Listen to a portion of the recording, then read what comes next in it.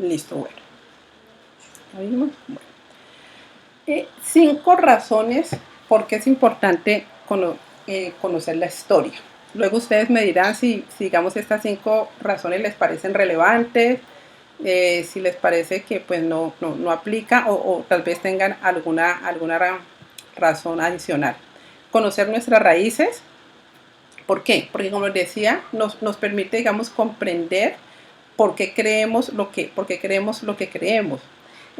Porque a veces en el cristianismo hay muchas personas que nos preguntan pues por nuestra fe, por qué creemos lo que creemos, y obviamente nosotros sabemos la fe que tenemos porque tenemos una relación personal con Dios, porque hemos nacido de nuevo, pues nosotros ya eso lo conocemos y lo creemos, pero también en muchas ocasiones hay personas que no son creyentes, personas que cuestionan nuestra fe. Entonces, entender de dónde venimos, pues nos puede hacer que podamos explicarles a las otras personas nuestra fe y poder defenderla, pero no defenderla desde un punto de vista que tengamos que convencer a otra persona, porque nosotros sabemos que el que convence es el Espíritu Santo, pero sí explicar por qué creemos lo que creemos. El segundo punto es que ofrece lecciones de humildad, pues porque nos hace ver realmente la soberanía de Dios a través de la historia y cómo Dios ha gobernado, en la historia. Él ha estado detrás de los reyes, de los imperios, ha levantado reyes, ha levantado imperios, todo siguiendo su plan y su propósito. Entonces eso nos hace que seamos humildes y que reconozcamos el poder y la soberanía de Dios a través de la historia. Podemos ver que Dios ha estado finalmente detrás, ajustando toda la historia. Y el tercer punto es que ayuda a comprender dificultades teológicas. Esto hace referencia a lo siguiente. Al inicio de la iglesia cristiana como tal, empezaron a ver, digamos, diferentes grupos de personas que empezaron a querer salirse del mensaje inicial de Jesucristo.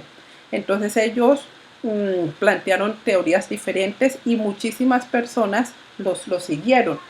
Y digamos, y a pesar que aparentemente pues esos temas teológicos habían sido, en teoría, habían sido explicados y habían sido eliminados o habían sido pues digamos aclarados, realmente esas ideas, digamos, existieron a través de los siglos y de los siglos, y más adelante todavía hay personas que todavía tienen, digamos, esas confusiones.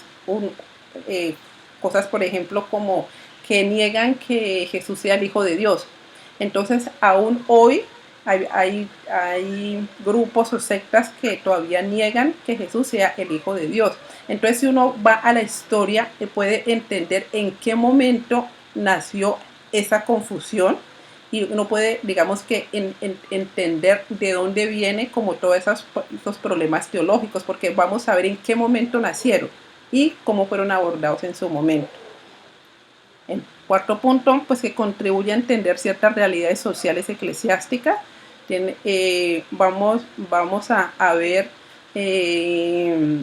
por qué, digamos, que está el gobierno de la iglesia, por qué existieron en un momento los apóstoles, los profetas, los ancianos, digamos, que como toda esa, digamos, estructura de la iglesia, y se convierte en una fuente de consolación. Este es el que más me gusta porque podemos ver la soberanía de Dios a través de toda la historia y podamos ver que Dios ha estado de principio a fin gobernando todo lo que pasa en la historia. ¿Claro hasta ahí? Señora.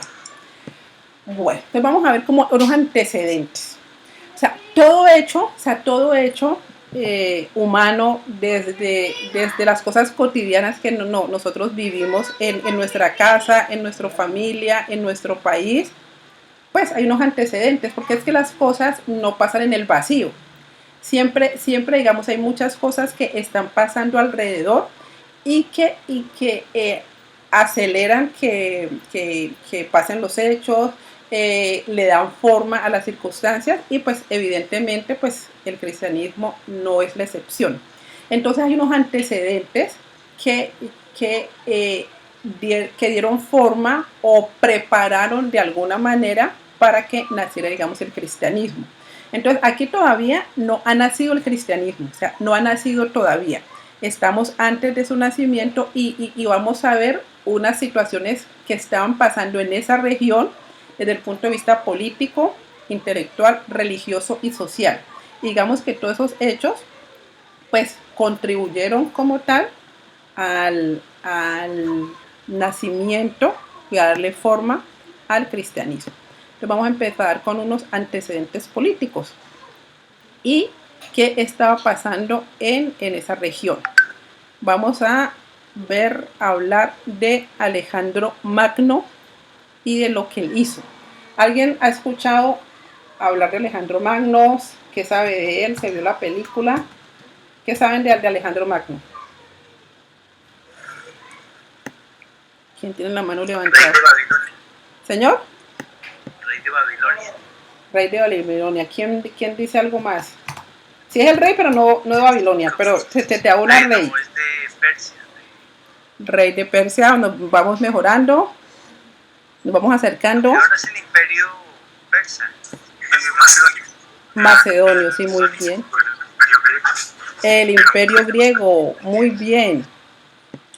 Exactamente. Bueno, Alejandro Magno, como lo mencionaron, Alejandro Magno fue un gran conquistador y él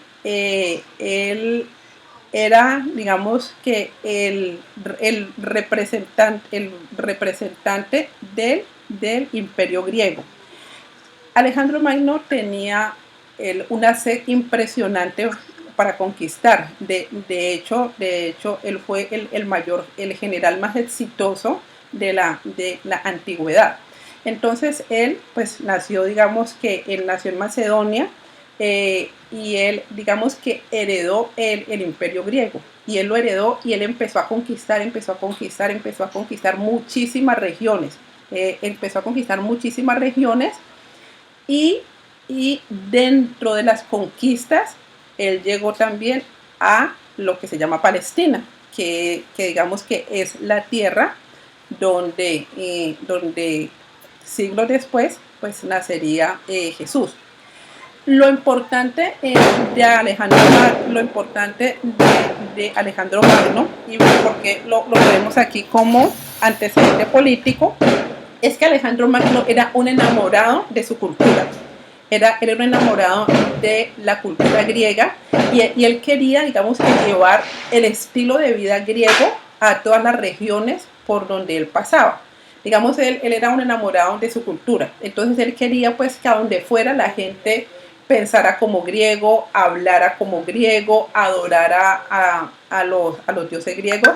Entonces, digamos que él, a medida que sus ejércitos iban conquistando, pues entonces iban llegando también con la filosofía griega, iban llegando con el lenguaje griego e iban llegando con los dioses griegos. Entonces, toda esa filosofía griega pues también fue llegando posteriormente a Palestina, a Jerusalén, a Judea, a toda esa región, y digamos que ellos empezaron a ser permeados por esa cultura griega. Entonces Alejandro Magno entra, digamos, aquí en nuestra escena por todas las conquistas que él hizo.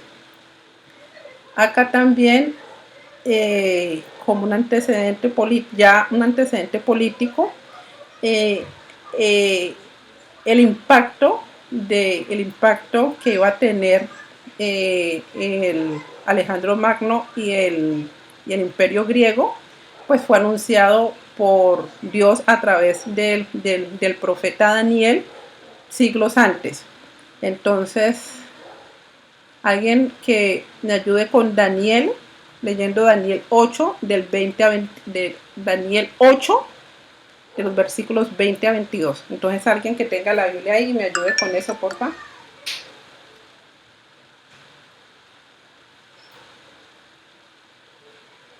¿Quién dijo yo?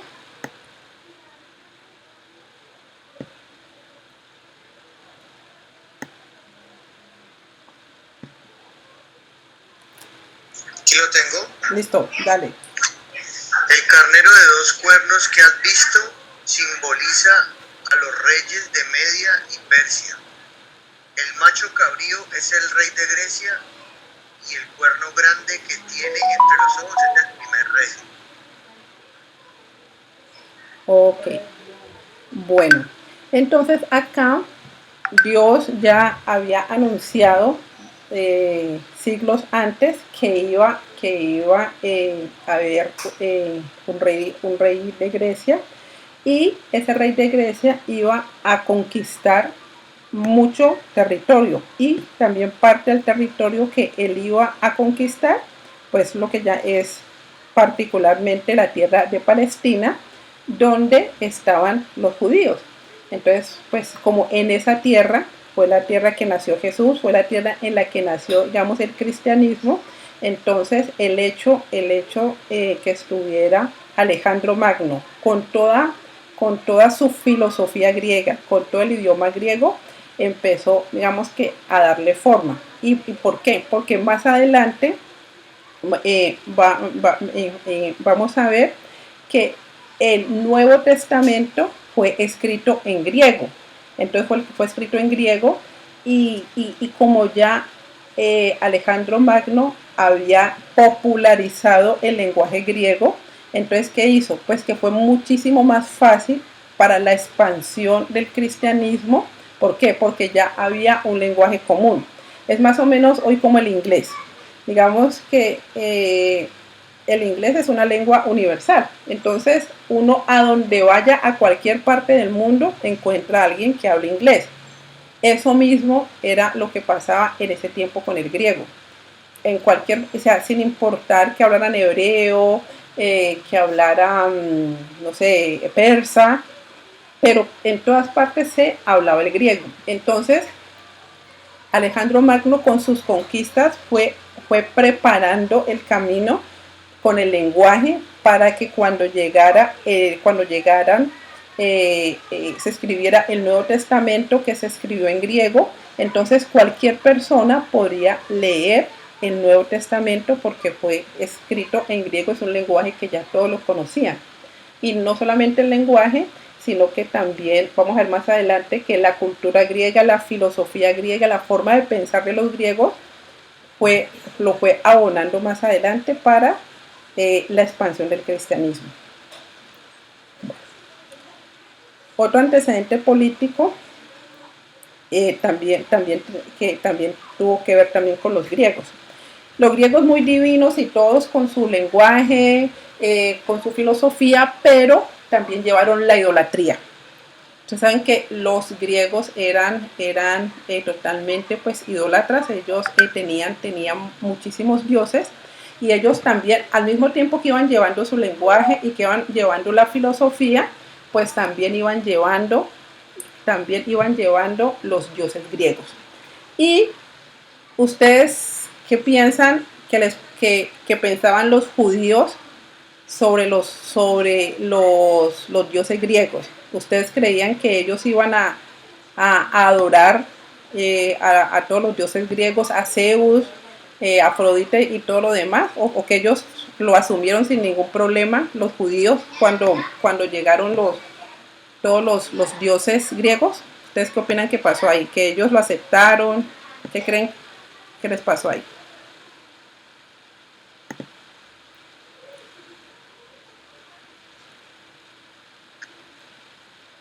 Yo creo que lo negaron, porque los judíos, en realidad, la idolatría siempre no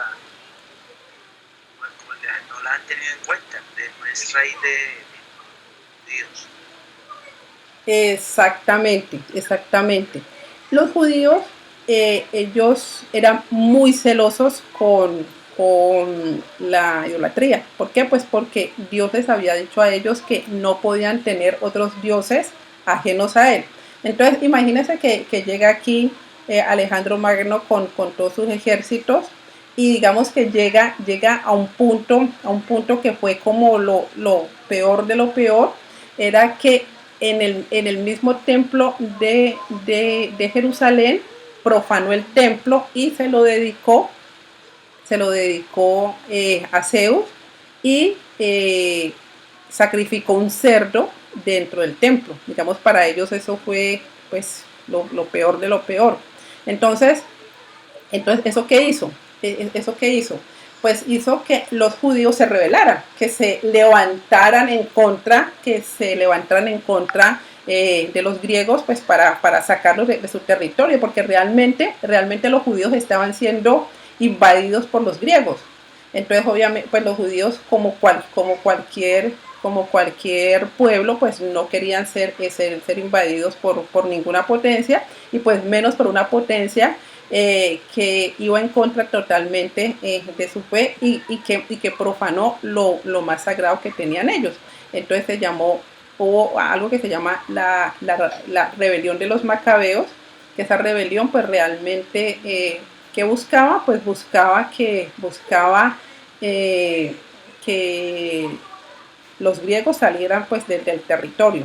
Pues evidentemente pues no pudieron vencerlo, porque los griegos eran un imperio, digamos que totalmente pues poderoso, pero en esa región siempre había muchas guerras, muchas contiendas, y los judíos siempre están esperando un Mesías, que los iba a liberar, un Mesías que los iba a hacer libres, un Mesías que les iba a quitar, digamos, todos esos imperios que los estaban, digamos, que siempre subyugando. Entonces los judíos siempre tenían esperando un Mesías, y ellos siempre esperaban un Mesías que los liberara de todos aquellos pueblos que los habían, digamos, dominado. Bueno, eh, después de que cayó el imperio griego, vino el imperio romano. Digamos que el imperio romano venció a los griegos y se quedó con todo ese territorio. Entonces imagínense lo que les pasó a los judíos. Los judíos primero habían estado subyugados por los griegos. Luego llegan los romanos y los romanos les caen encima a ellos, y entonces ahorita ya no son subyugados por los griegos, sino que les cae el imperio romano. Entonces pues para ellos eso hizo también que siguieran anhelando un Mesías, que siguieran anhelando su Salvador. Pero también digamos que el imperio romano tuvo como unas características importantes que más adelante contribuyeron a la expansión del cristianismo cuando naciera. Digamos que los romanos eran muy organizados desde el punto de vista político. Los romanos construyeron una red de caminos impresionantes, de tal manera que partiendo desde Roma podrían llegar a cualquier parte del imperio, y los romanos construyeron ese camino. Esos caminos más adelante fueron los que fueron utilizados por Pablo y por todos los apóstoles para poder llevar a la expansión del cristianismo. Entonces los romanos, ¿qué hicieron? Los romanos dieron una estructura del imperio lo suficientemente sólida para que más adelante, cuando naciera el cristianismo, pues fuera, digamos, mucho más fácil poderlo expandir. Los romanos organizaron los caminos, le dieron seguridad y le dieron una estabilidad política muy importante. Y de hecho, digamos que ser ciudadano romano era muy importante. De hecho, el apóstol Pablo, en muchas ocasiones apeló a que era ciudadano romano. Entonces Roma formó también, digamos, una estructura importante para, para la formación del imperio y la formación del cristianismo. Pero los judíos seguían con lo mismo, anhelando un Mesías, ellos esperaban un Mesías guerrero, esperaban un Mesías que los liberara. Bueno, que ya vimos que pues el imperio griego dio la filosofía, que es la forma de pensamiento, que pues vamos a ver más adelante pues cómo apoyó eso al cristianismo.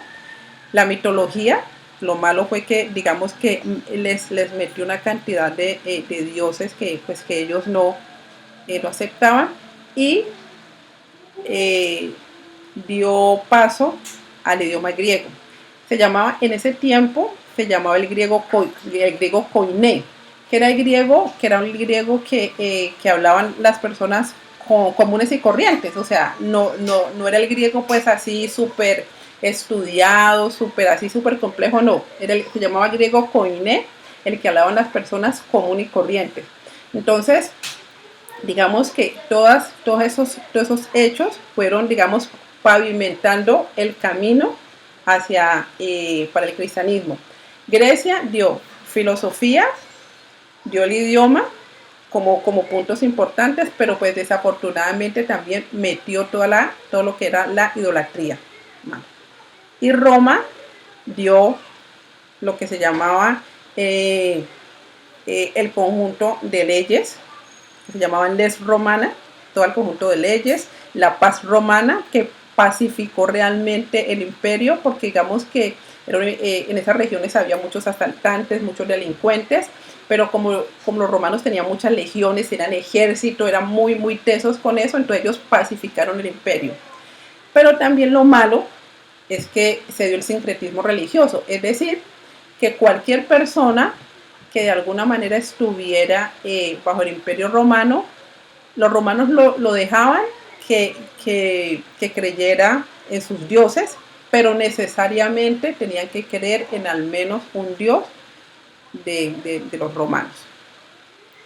Bueno, claro hasta ahí. ¿Alguna pregunta? ¿Alguna duda? Sí. ¿Sí, señor? Bueno. Sí, Nancy, es lo siguiente. La palabra Mesías, la palabra Mesías o el Mesías, nació al mismo tiempo que la palabra Jesús, o sea, se profetizó antes en el Antiguo Testamento para la probable venida de un Mesías o el nacimiento del cristianismo o Cristo Jesús. Ok, bueno. Nos digamos que realmente el Mesías que fue profetizado en el Antiguo Testamento, digamos, en muchos libros, especialmente, digamos, Isaías fue profetizado que iba a venir un Mesías como tal. Ya te digo, ahorita lo miramos en Isaías, que es el mesiánico, digamos, por excelencia, ahí se profetiza, digamos, un Mesías como tal. Pero en el Antiguo Testamento no se define, digamos, específicamente que se iba a llamar Jesús. En el Antiguo Testamento se dice, va a llegar un Mesías, pero no que se iba a llamar Jesús. ¿Sí fue clara?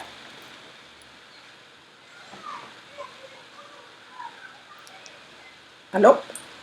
No, a ver, no, cronológicamente no lo entiendo. O sea, esa es la parte que me ha costado mucho trabajo. Pues, qué pena, ¿me hablas un poquito más duro, porfa? ¿Me hablas un poquito más duro? O sea, en el Antiguo Testamento se profetizó prácticamente de que naciera Jesús. Sí, ¿cómo, perdón? No, que si me hablas un poquito más duro. No, estoy hablando duro. Ah, bueno. Es que no me oyes tal vez. No, en el Antiguo Testamento se profetizó básicamente que venía Jesús. Ok, sí, señor. ¿Sí me escuchas? Sí, te escucho. En el Antiguo Testamento se profetizó que venía Jesús. Sí, señor.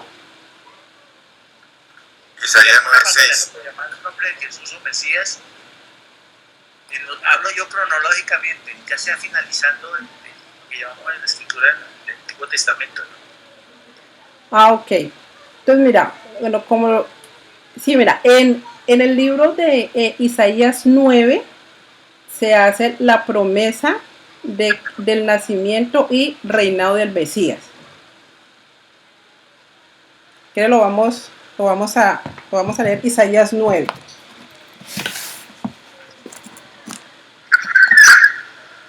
Si tú lo tienes, Guillermo. Entonces, mire, Isaías 9.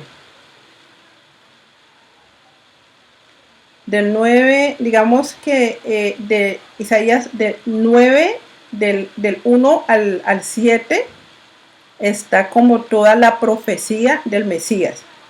Entonces dice, pero no habrá más melancolía para la que estaban en angustia. Como en los tiempos pasados, él trató con desprecio a la tierra de Zabulón y a la tierra de Neftalí. Pero después lo hará gloriosa por el camino del mar al otro lado del Jordán, Galilea de los gentiles. El pueblo que andaba en tinieblas ha visto una gran luz.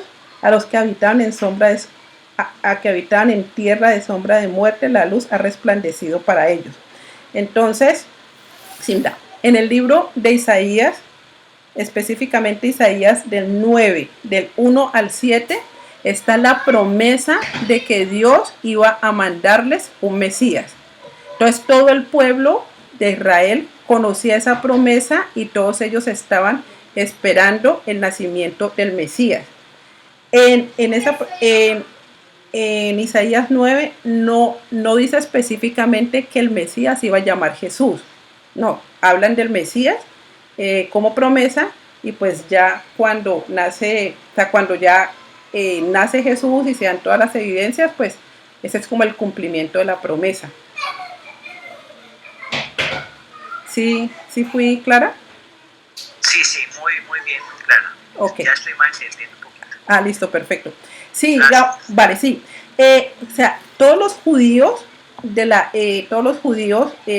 época de Jesús, digamos, todos ellos conocían esa promesa, y de hecho ellos lo estaban esperando. O sea, ellos estaban esperando que llegara el Mesías. Pero entonces, como ellos, como habían sido siempre dominados por los diferentes imperios, el imperio persa los había dominado, Asiria los había dominado, Babilonia los había dominado y los había colonizado. Luego llegaron los griegos y los dominaron, luego llegaron los romanos y los dominaron. Entonces ellos siempre habían vivido subyugados por otros imperios.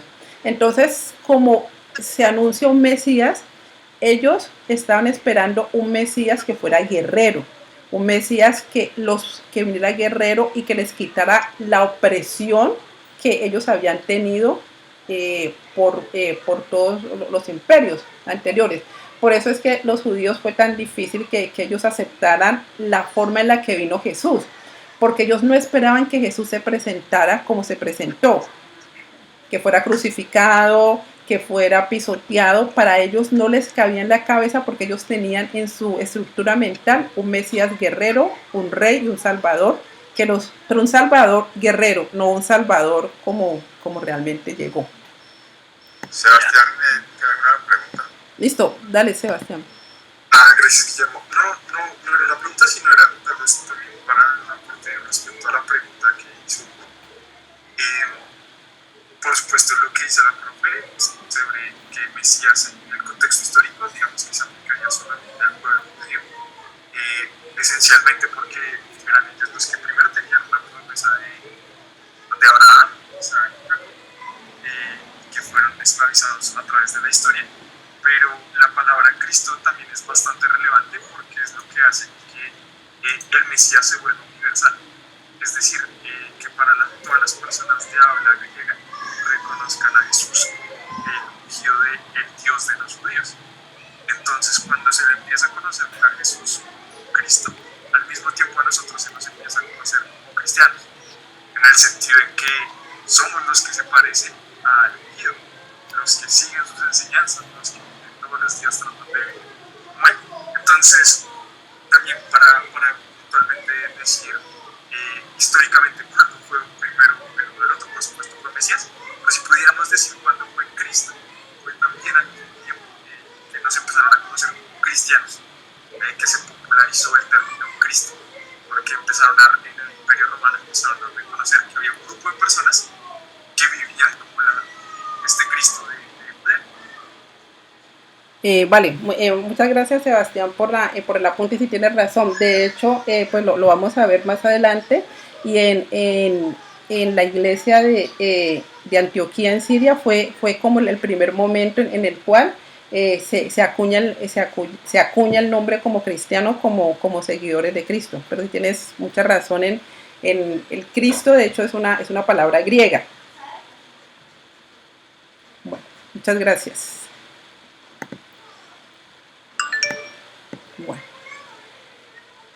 Bueno, aquí estamos, vamos a ver, sectas del judaísmo. Digamos que el judaísmo como tal era la religión que practicaban los judíos, ¿ya? De hecho, pues Jesús, cuando él nació, él practicaba el judaísmo, porque pues él nació siendo judío.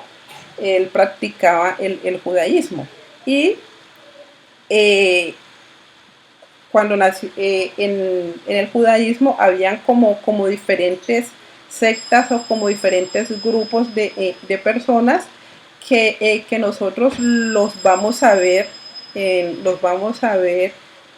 los diferentes libros de la Biblia, sobre todo en los evangelios, y de alguna manera eso muestra un poco cómo estaba construida la sociedad judía, y por qué algunos de estos personajes aceptaron a Jesús, otros lo rechazaron. Digamos que es importante, porque digamos que nosotros siempre hemos pues hablar de los fariseos, por ejemplo, o de los saduceos en la Biblia, pero entonces vamos a ver qué significa cada uno de ellos. Entonces, bueno, alguien que me ayude leyendo Mateo 5:20, por favor.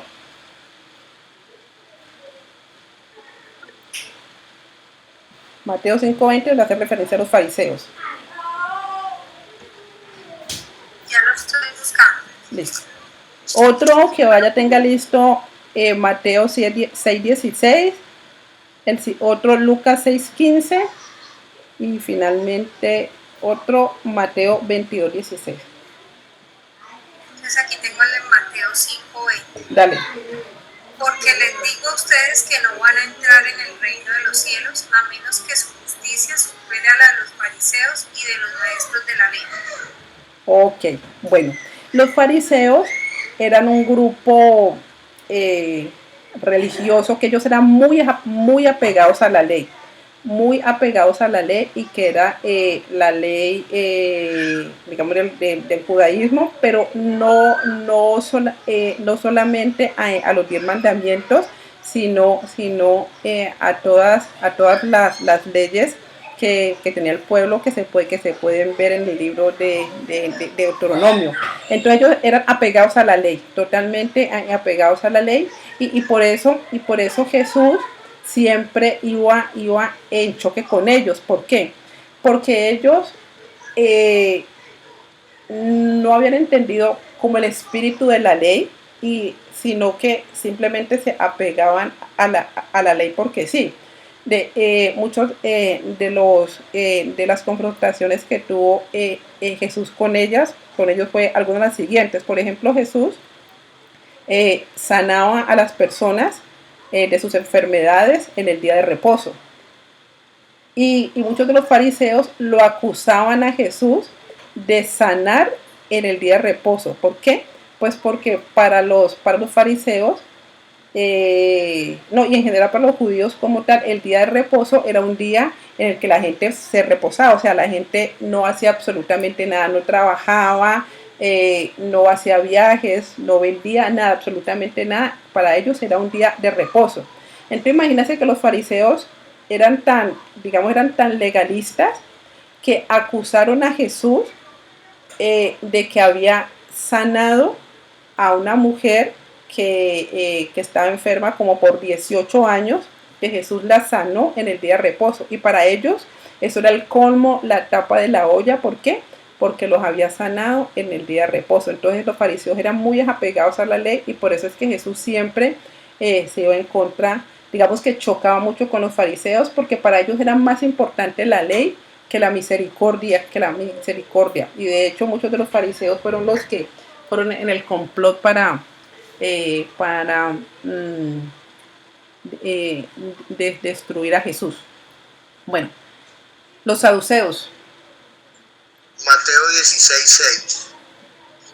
Tengan cuidado, les advirtió Jesús. Eviten la levadura de los fariseos y de los saduceos. Ok.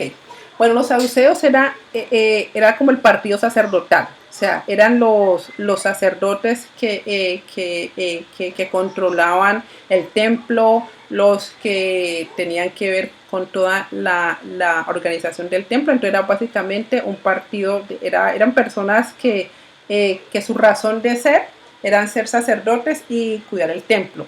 Los saduceos no reconocían todo el Antiguo Testamento, sino que solamente reconocían los 5 primeros libros. O sea, ellos solamente reconocían lo que llaman el Pentateuco. Entonces, digamos, eran los saduceos, que era un partido sacerdotal. Los celotes, Lucas 6:15.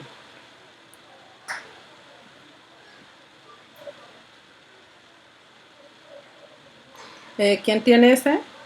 ¿Quién tiene Lucas 6:15? Lo leo yo. Dale. Lucas 6:15.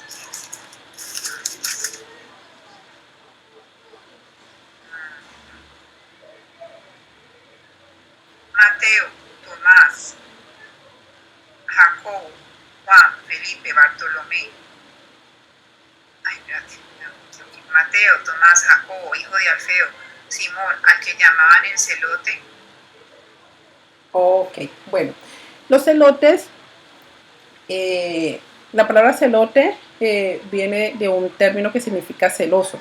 Y los celotes eran un grupo subversivo, era un grupo guerrillero, por así decirlo, un grupo guerrillero que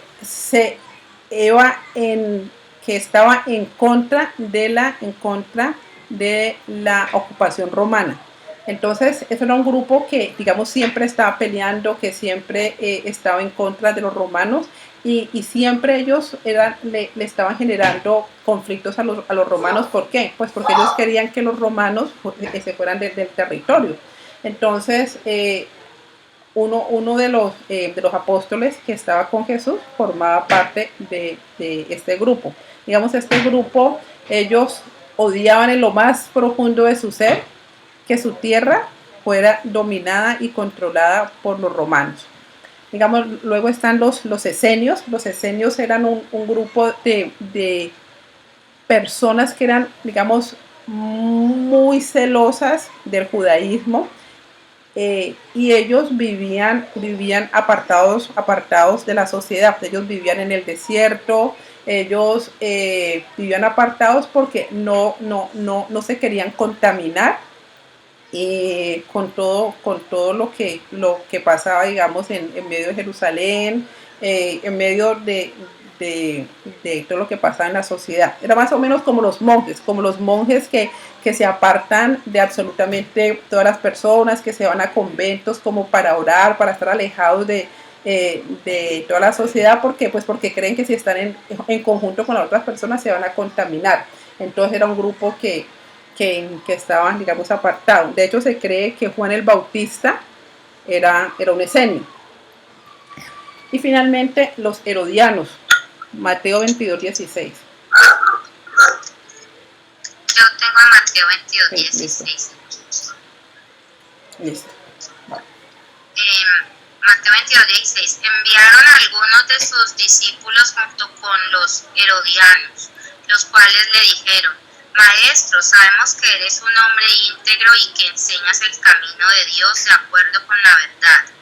No te dejas influir por nadie porque no te fijas en las apariencias. Ok.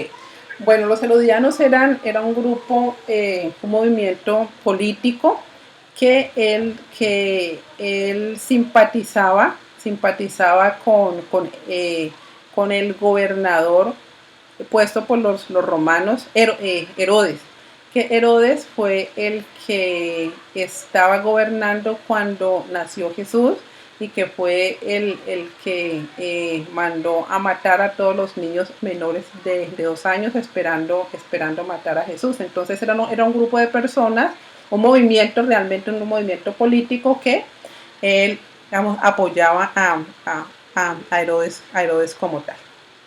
Bueno, vamos a tener una pausa de 10 minutos para que nos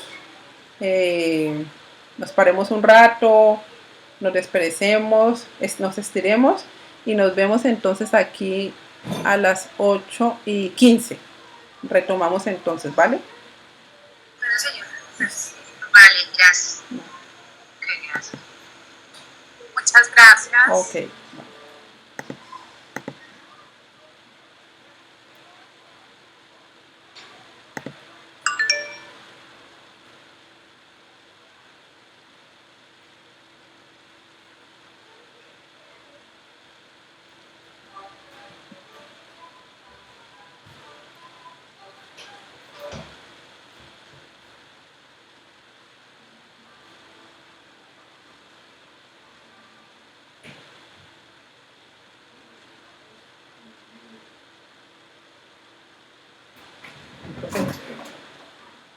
Digamos cada uno.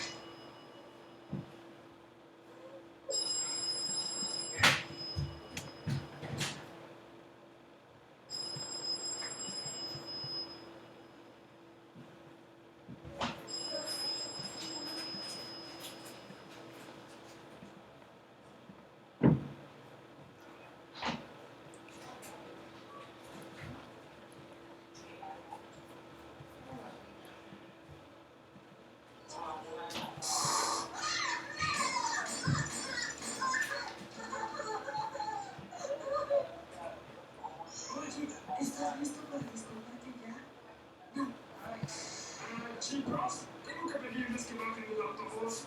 ¿Por qué? Porque la suspensión ya no aguanta más.